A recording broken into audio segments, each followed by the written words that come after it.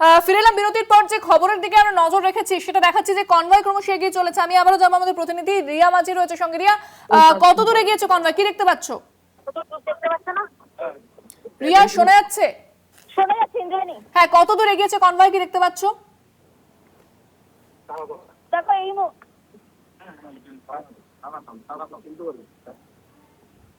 দেখো এই মুহূর্তে কনভয় যে জায়গায় এগোচ্ছে তাতে কিন্তু তারাতলার দিকেই এগোচ্ছে।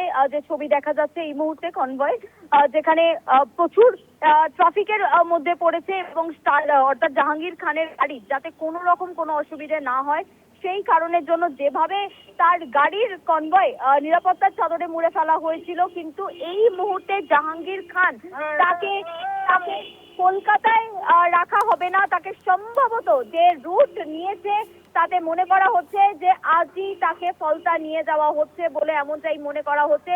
জাহাঙ্গীর খানের গাড়ি তাকে কড়া নিরাপত্তার চাদরে মুড়ে ফেলা হয়েছে এবং যাতে কোনোভাবে কোনো রকম অপ্রীতিকর ঘটনা না ঘটে। কারণ ইন্দ্রাণী, যে ছবি আমরা দেখেছি যে এর আগে যত তৃণমূল নেতা যারা গ্রেপ্তার হয়েছে তাদের গ্রেপ্তারির পরেই কিন্তু একটা জনরোষের মুখে পড়েছে এবং এই জাহাঙ্গীর খান যে অত্যন্ত বিতর্কের কেন্দ্রবিন্দুতে সবসময় ছিল এবং অভিষেক বন্দ্যোপাধ্যায়ের ঘনিষ্ঠ এই জাহাঙ্গীর খান, সেই জাহাঙ্গীর খানকে তার কনভয় এই মুহূর্তে কিন্তু এগিয়ে যাচ্ছে ডায়মন্ড হারবার তারাতলার রোডের দিকে বলে এমনটাই কিন্তু দেখা যাচ্ছে। গাড়ির মুভমেন্ট কিন্তু তেমনটাই বলছে।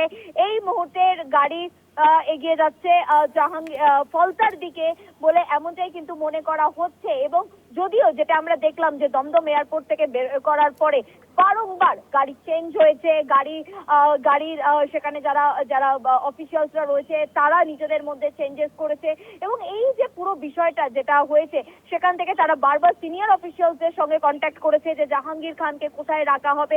কার্যত ধাঁধায় পড়ে যাওয়া হয়েছিল যে কোথায় নিয়ে যাওয়া হবে। জাহাঙ্গীর খানকে দমদম এয়ারপোর্ট থেকে বার করার পরেই বিভিন্ন জায়গায় কিন্তু ঘোরানো হয়েছে গাড়ি এবং সেই গাড়ি অবশেষে তারাতলার রুট নিয়েছে, যেটা মনে করা হচ্ছে যে ফলতার দিকে সম্ভবত যেতে পারে। কারণ হচ্ছে আগামীকাল তাকে কোর্ট প্রডিউস করতে হবে সেই কারণের জন্য। এবং তার আগে যেটা যেটা আরো একটি বিষয় যে তার যেহেতু যে প্রোটোকল মেনে যে হেলথ চেকআপ সেই মেডিকেল করানোর জন্য নিয়ে যেতে পারে বলে এমনটাও কিন্তু মনে করা হচ্ছে। হেলথ চেকআপের জন্য নিয়ে যাওয়া হচ্ছে নাকি তাকে সোজা ফলতা নিয়ে যাওয়া হচ্ছে যদিও কার্যত এখনো স্পষ্ট নয়। তবে 24 ঘন্টার মধ্যেই কিন্তু যে কোনো অ্যাকিউজ তাকে গ্রেপ্তার করার পরে তাকে হেলথ চেকআপ করাতে হয়। এক্ষেত্রে জাহাঙ্গীর খানের ক্ষেত্রে সেটা কি হচ্ছে, অর্থাৎ তাকে দমদম এয়ারপোর্টে আনার পরেই তাকে কোথায় নিয়ে যাওয়া হবে। কারণ আমরা দেখলাম যে ছবি যেটা নর্থ বেঙ্গলের যে ছবি দেখলাম সেখানে দেখা গেল জাহাঙ্গীর খান তিনি একটি অন্য ড্রেসে ছিল, তার পরিবার যেহেতু তার সঙ্গে ছিল অন্য ড্রেসে ছিল। তাকে যখন এয়ারপোর্টে আনা হলো তাকে সম্পূর্ণ আলাদা একটা ড্রেস আপে তাকে নিয়ে আসা হলো এবং জাহাঙ্গীর খানকে এই মুহূর্তে কড়া নিরাপত্তার চাদরে মুড়ে ফেলা হয়েছে।